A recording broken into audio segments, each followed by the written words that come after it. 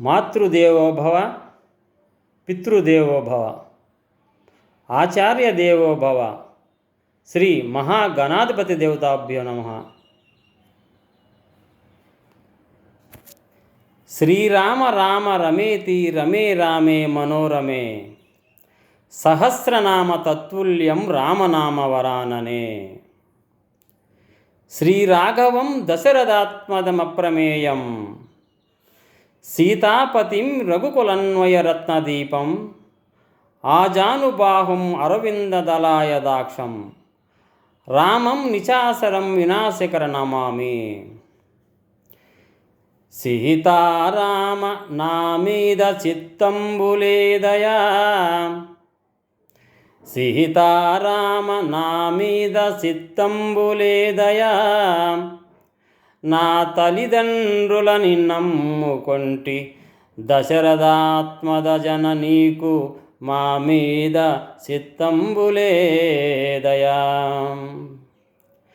సత్య సందుడువని నా ప్రాణ విభుడువని నమ్ముకొంటి, భక్తవత్సల భావంబులేదు. రామతారకతనయ దశరథ రాజతనయ నీకు మ్రొక్కెదన్. భక్తులారా, ఈరోజు శ్రీరామ నవమి పర్వదినము కనుక ప్రతివారు కూడా వారి వారి ఇళ్లల్లో శ్రీరామ నవమి ఉంటూ ఉంటారు. మన ప్రతివారి ఇళ్ళ ముంగలు కూడా, ప్రతి బజార్లో కూడా సలువ పందిర్లు వేసుకొని ఈ శ్రీరామ నవమి జరుపుకోవటము ప్రతి సంవత్సరము మన సాంప్రదాయం. అయితే ఆ రాముని వారిని గురించి చెప్పుకోవాలంటే మనకి చాలా ఉంది.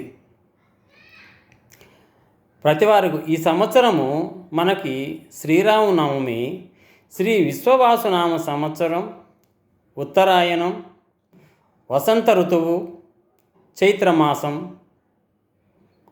శుక్లపక్షం. ఈరోజు శుద్ధ నవమి. నక్షత్రం పునర్వసు నక్షత్రం. అయితే ఈరోజు ప్రతివారింట్లో కూడా వడపప్పు, పానకము,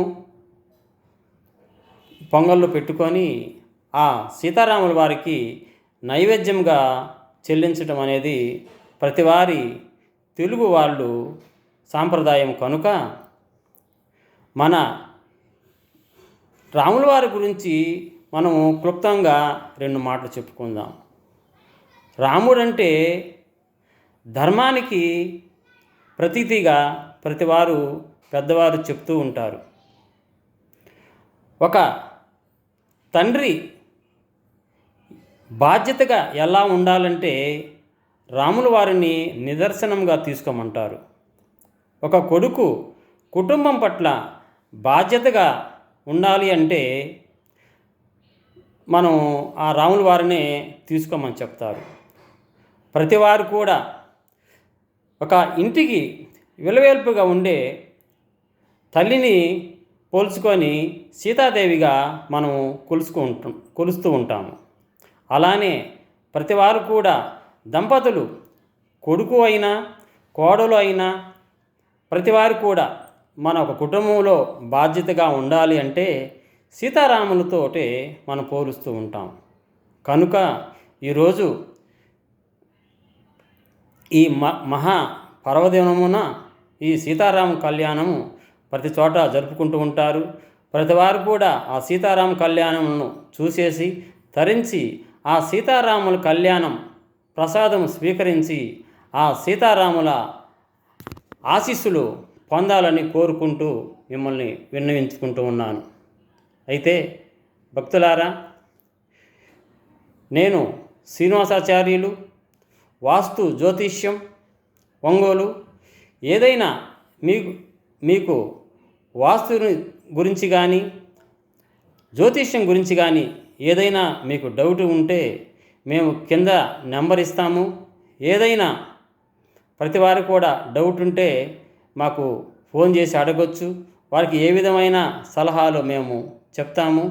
ఏదైనా ఉంటే ఈరోజు ఏదైనా మనం సాయం చేయలేకపోయినా సాయం చేసే ఇల్లు చూపించమన్నారు.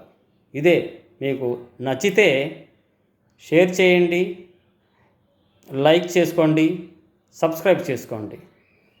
నమస్తే మిత్రులారా.